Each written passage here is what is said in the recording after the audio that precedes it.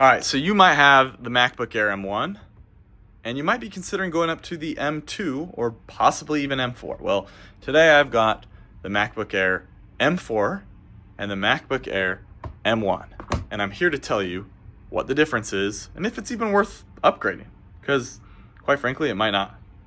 Okay, so to understand if it's worth upgrading, you need to know that this is essentially the same laptop. It totally is. The M1 chip is more than capable of what you probably need it to do, and the M2 chip is also about the same, really. There's not a whole lot of difference.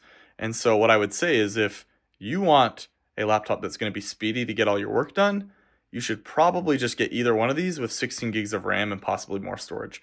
That's going to be a bigger deal than getting one or the other, in my opinion. But if you are considering getting one or the other, you'll see there's a few differences. The footprint of the M2 is slightly larger, ever so slightly. And in doing so, it has a full row.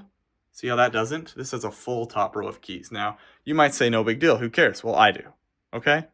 I'll acknowledge that you might not, but I do. I like the bigger keys. Another thing, if you can see, based on the screen, which is, I mean, this bad boy's dead. I haven't used it for at least a week, and so it's on life support right now. There is a bezel as big as my finger right there. It's hard to tell because it's a black screen. Here, there's not. Now, again, you might say no big deal, but guess what?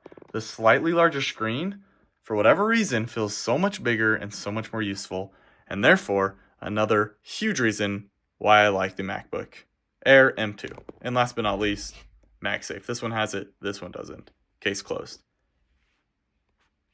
Again, overall, they're both really good laptops, but I'm going to lean towards this one just because it feels nicer, the form factor is better.